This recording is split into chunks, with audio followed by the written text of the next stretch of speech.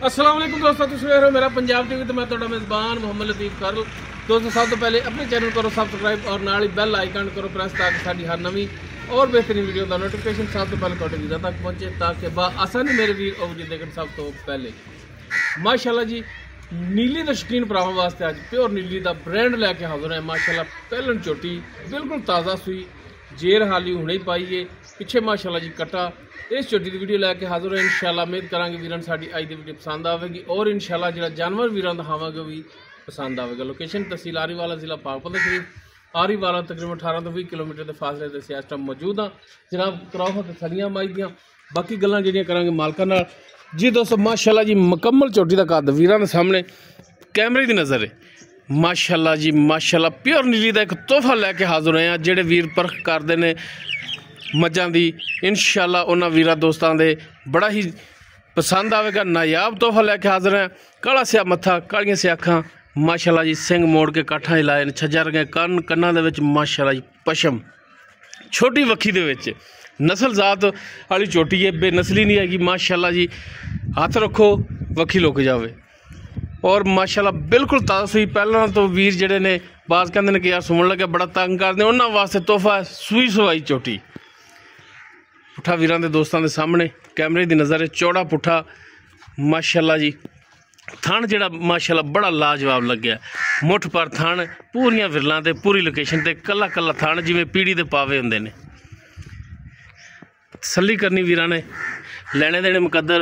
बाकी माशाल्लाह तुहाडा वीर मेहनत करके काबशा करके जानवर आला तो आला लैके हाजिर होंदा और अज दी चोटी जिहड़ी है माशाल्लाह बड़ी ही नायाब चोटी वीर चेक करन। माशाल्लाह पहलन होके पंडा वाला लिबास माशाल्लाह चोटी कोले बहुत ही खास तोहफा दोस्तों वास्ते। पिछे जनाब ए कट्टा मारंगे कट्टा माशाल्लाह जी जेर पाती ए जेर है तो जनाब माड़ा छड़ के टोर के दिखाया जी ताकि टुरन फिरन भी वीर तसल्ली कर लैन। कट्टन चुक लो कट्टन चक लो मगर मगर टुरी फिरेगी फिर।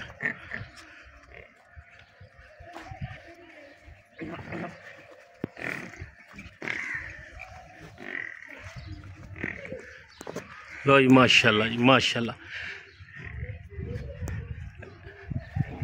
इनू कहते हैं कि पंडा वाला लिबास और माशाल्लाह चोटी का कद पूरा वेल पूरी है नस्ल जात पूरी चोटी दी।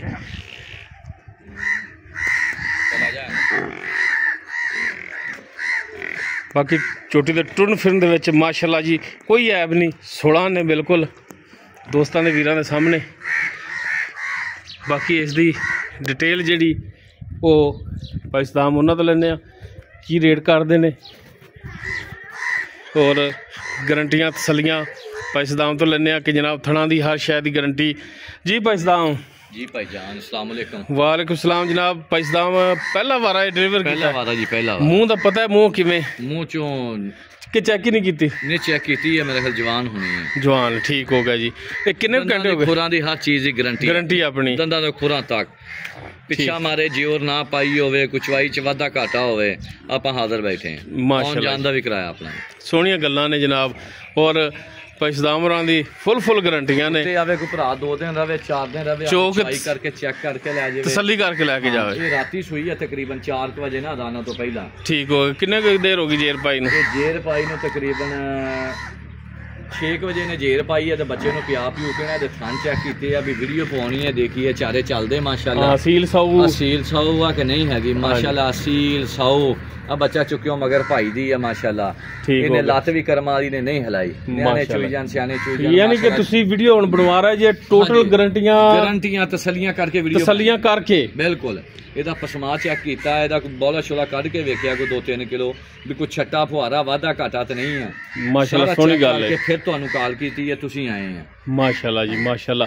ਅੱਛਾ ਪਛਦਾਮ ਇਹਦਾ ਹੁਣ ਕੀ ਪਿਆਰ ਮੁਹੱਬਤ ਵਾਲਾ ਰੇਟ ਕਰਦੇ ਹੋ ਜਾਂ ਜਾਂ ਵੇਚਣ ਵਾਲਾ ਹੀ ਕਰਨਾ ਹੈ? ਕਰਾਂਗੇ ਹਾਂ ਨਾ ਵਾਲਾ ਬਸ ਸਾਡਾ ਇਲਾਕਾ ਵੀ ਨੀਲੀ ਦਾ ਹੀ ਹੈ।